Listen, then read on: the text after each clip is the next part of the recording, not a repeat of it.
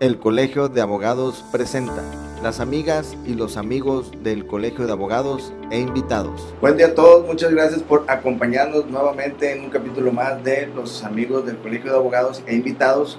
El día de hoy agradecemos la presencia, la cordialidad del magistrado Mesa Pérez en permitirnos esta charla con él, el magistrado del Poder Judicial Federal. Y sin más, me permitiré presentar al magistrado.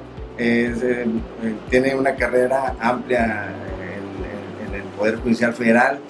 Ha sido profesor de la Universidad Autónoma de Nuevo León, ha sido profesor de la maestría en la Universidad Autónoma de Baja California, ha sido también maestro en el Tecnológico de Nuevo León, de Monterrey, coordinador del Instituto de la Judicatura Federal, director de la Asociación Nacional de Magistrados de Circuito y Jueces de Distrito, delegado del Instituto de Investigaciones Jurisprudenciales, Difusión de la Ética de la Suprema Corte de Justicia de la Nación, magistrado electoral habilitado para el escrutinio en los años 2006 y 2012, carrera judicial desde 1976, pasando por los diversos cargos del Poder Judicial, actuario, secretario, juez, magistrado de un tribunal colegiado, que es actualmente en el cargo que desempeña. Obviamente miembro del Colegio de Abogados de Nuevo León y ha tenido diversos cursos en el país, en el extranjero. Y bueno, magistrado, muchísimas gracias por permitirnos esta charla. Estamos muy agradecidos que nos hayas concedido esta charla, esta entrevista. Y bueno, sin más preámbulo, comenzamos con una pregunta directa, ahora sí que a lo que a todos nos atañó el año anterior. ¿Cómo vivieron en el Poder Judicial Federal la pandemia? ¿Qué fue lo que instituyó el Poder Judicial Federal para poder darle un cauce a todos los asuntos, a la administración de justicia? ¿Qué nos puedes comentar al respecto del año pasado? Muchas gracias. Por supuesto, el agradecimiento al presidente del Colegio de Nuevo León, nuestro presidente, porque yo soy asociado desde hace algunos años del Colegio de Nuevo León.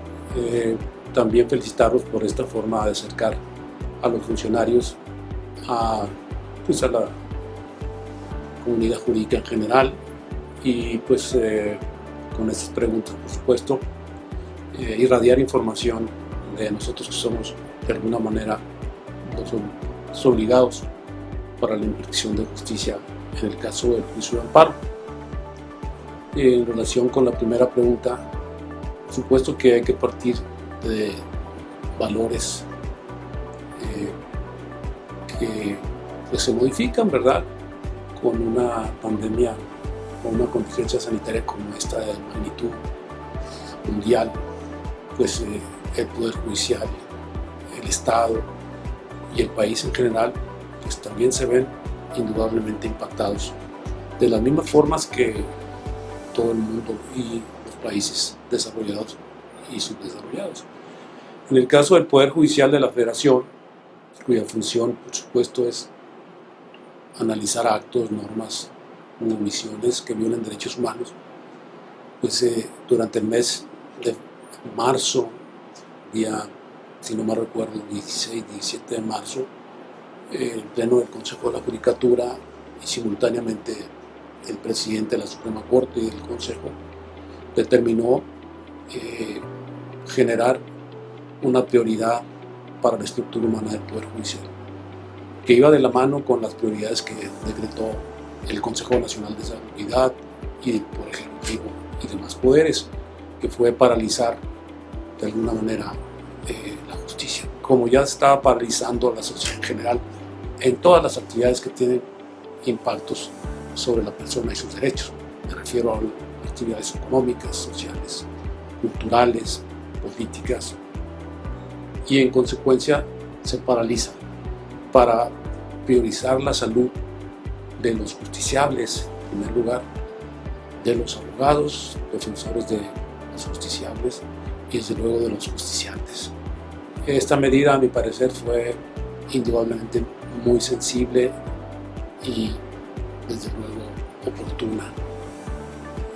Los hechos hablan por sí solos a continuación de marzo y los meses subsecuentes, donde paulatinamente se fue privilegiando, por supuesto, la apertura de las unidades correccionales en el mes de abril y así sucesivamente. Una apertura gradual en función absolutamente de la tutela de la salud, de esos actores que ya mencioné, de la sociedad. Y bueno, la justicia en esos primeros meses y su reapertura fue una justicia de tutela de derechos fundamentales. Los decretos, las resoluciones de paralización de actividades esenciales en un primer momento durante el mes de marzo y después paulatinamente la apertura de las actividades esenciales generaron esa interacción entre autoridades, individuos y personas morales, lo que a su vez generan los actos y normas que violan derechos humanos. Entonces ese primer impacto de la justicia de amparo pues fue en derechos esenciales. Por decir algo, una persona que se ve afectada por una decisión que le niega un acceso a la salud. Entonces esa justicia en la cual se clama, tutélame la salud, porque la secretaría respectiva me niega las medicinas, me niega el acceso a la salud. Esos fueron los primeros asuntos que, cuando se reaperturó gradualmente la justicia, se generaron a través de una figura que se llama suspensión de plano, una figura cautelar dentro del juicio de amparo. Entonces en esos meses estuvimos resolviendo en el Poder Judicial asuntos de esa magnitud, es decir, derecho a la vida, derecho a la salud, que estaban de alguna manera vulnerándose por actos y hasta por normas de los particulares. Es obvio que la pandemia y la paralización implicó una serie de restricciones a una serie de derechos. Muchos de los derechos y su paralización ante la prioridad de la contingencia sanitaria era necesaria para salvaguardar la salud pública y desde luego los derechos subsecuentes y desde luego coordinados en sí, entrelazados, que deberían de salvaguardarse con la paralización de la sociedad. Pero había derechos que tienen que ver con la salud, con el acceso a los alimentos y a otro tipo de, digamos, de valores que tenían que salvaguardarse. Entonces los abogados con visión de defensa acudían a través del amparo y pedían la suspensión de plano. La suspensión de plano que generaba ante la violación al derecho a la salud una medida cautelar permanente mientras se tramitaba el juicio principal, la solicitud de informes e incluso se llegaba a la rendición de los mismos y a la audiencia constitucional para resolver el fondo. Esa justicia fue un referente continuo durante varios meses. Después se empezaron a reabrir y los retos fueron cómo impartir justicia a distancia. He de señalar que con honestidad intelectual el Poder Judicial aceptó que el juicio electrónico, el juicio en línea que ya estaba diseñado desde el año 2013 había sido retardado y nos tomó de alguna manera ciertamente impreparados. Sin embargo, en sistemas tecnológicos e informáticos el Poder Judicial había avanzado mucho. Entonces, ¿cuáles fueron las decisiones del Consejo de la Judicatura que podemos decir asertivas? Porque permitieron, como hasta la fecha, la impartición de justicia semanal y a distancia, justamente el tener las computadoras en casa, salvaguardando la salud, tener las computadoras en casa, sesiones virtuales a través de sistemas como Web, Meeting, Cisco y el Zoom, y desde luego el trabajo presencial de un porcentaje proporcionalmente al 30%, por ejemplo en el tribunal somos 61, había que salvaguardar los vulnerables, más de 60 años, diabéticos, hipertensos y desde luego aquellos que sufrían algunos problemas de salud grave. Estos no tenían ni tienen la obligación de asistir pero tienen la obligación de trabajar desde su casa, a distancia, interconectados con esos sistemas de internet y desde luego del Cisco mencionado. Ese 30% y la presencia en los tribunales pues, representó una forma del estudio exhaustivo que merece cada asunto, de los autos y los hechos demostrados en los amparos. Eso nos permitió ese reto, trabajar y saber, desde luego, el escanear el expediente completo para el juzgador, en este caso el magistrado o los magistrados, tenerlo a su alcance, primero para aprobar un proyecto de un secretario con absoluta exhaustividad y objetividad, y segundo para la discusión y la deliberación de los plenos que cada semana se celebran, por lo menos en el caso del tercer tribunal colegiado en materia administrativa donde estamos adscritos.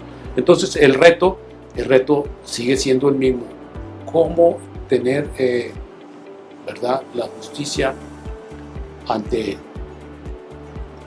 la pandemia de manera telemática. Y creo yo que sin poder afirmar que la justicia está funcionando en los términos de los principios del artículo 17 constitucional, sí podemos pensar que estamos haciendo un esfuerzo para que ello acontezca. Y es un esfuerzo conjunto, lo digo por el presidente de la Suprema Corte, el ministro Arturo Saldívar Lelo Larrea, los consejeros, los señores ministros, por supuesto, porque el impartir justicia a distancia no significa un consuelo, sino que significa estudiar los asuntos exhaustivamente, los hechos y las pruebas, y fallar. Y ya empezar a fallar asuntos que tenían cierta antigüedad. Entonces, esos retos han implicado, obviamente, que salgamos adelante de alguna manera en una proporción importante, que por ejemplo, pues de tener, no sé, hablar 800 asuntos, hemos reducido desde luego los números más de un 70%, diría yo. Es lógico que ante las eventualidades de que no hay movilidad social, económica y política, cultural, los asuntos en la interacción particular, gobernado-gobernante, no se generan el número y las cantidades correspondientes. Pero en la medida que paulatinamente se vaya generando esa interacción, va a haber más asuntos. Entonces, la paralización social impacta a la paralización de la impartición de justicia, pero al impactar no es, desde mi punto de vista, y dilatar o paralizar parcialmente, no es tan grave, porque la justicia desde el mes siguiente a marzo de 2020 siguió funcionando. La justicia cautelar, aquella que requería el justiciable con angustia, con sufrimiento, porque su salud estaba en juego, porque la muerte estaba a la puerta de su domicilio. Esa justicia estuvo vigente a partir de abril a través de la medida cautelar denominada suspensión de plano en el juicio de paro. Actos inusitados, actos trascendentales que afecten tu vida, tu salud, tu integridad física, tu integridad emocional, y que tengan relación con ese replanteamiento que la pandemia ha generado, el replanteamiento de los valores. Ya los decías tú hace algunos instantes, en la previa, pues que se transformaron los cuadros de valores. La prioridad de valores, decías tú, es la salud, es la vida y la salud. Obvio, es la vida y la salud. Y esos valores, esos derechos fundamentales estuvieron y están tutelados a través de la suspensión de plano. Como ejemplo te puedo decir, actualmente tenemos una serie de quejas urgentes o que se han intentado, en este caso por autoridades del gobierno del Estado, contra las resoluciones de los jueces que han concedido la suspensión de plano, contra actos confiscatorios de las empresas transportistas. El día de mañana resolveremos 3 asuntos que se refieren a la suspensión de plano. Y la pregunta es, cuando se va abriendo la sociedad a actividades esenciales de donde se generan los alimentos más esenciales, de donde se generan las formas de movilidad más esenciales, la vía de transporte público, las formas de accesar a las medicinas, a los servicios privados de medicina, etc. Cuando se va abriendo eso, se van generando desde luego asuntos y las autoridades intervienen, generan actos, no todos son constitucionales, plantean su inconstitucionalidad y se van generando asuntos nuevos. Entonces, eso podría decir yo muy concreto. Los retos que mencionas pues han sido grandes, pero uno de los que siempre ha preocupado, y quiero decirlo públicamente a los magistrados, es no tener el expediente literal frente a ti. Y otro más importante y sensible, el eso, no ser de alguna manera en este esquema tan, no ser tan viable el que estés frente al justiciable y escuche su alegato directo, lo que se denomina el alegato de oído. Nos interesa mucho a los juzgadores escuchar al abogado, el que conoce de primera mano el asunto, el que conoce qué está rodeando ese hecho, genera una angustia del justiciable y va y acude y pide representación para que ese derecho humano a la salud, por ejemplo, se restablezca. Entonces, ese es uno de los retos quizá que hay que superar, si no es que antes se reabre la justicia de manera total, que sería la desiderata a seguir, una vez que paulatinamente se vayan creando los sistemas de salud y de inmunidad a través de las vacunas, de todos los que conformamos parte del Poder Judicial. Pero mientras tanto, me parece que el reto es que hay que seguir siendo empáticos con la justicia, hay que seguir siendo sensibles al justiciable, a sus angustias, a sus pretensiones, a sus intereses. ¿De qué manera los abogados los prueban en el expediente? De manera ideal, de manera contundente. La conclusión es la protección de la tutela constitucional. Sin duda, esa es digamos, los fines por los cuales estamos convencidos. Tenemos la función de impartir justicia. El Colegio de Abogados presentó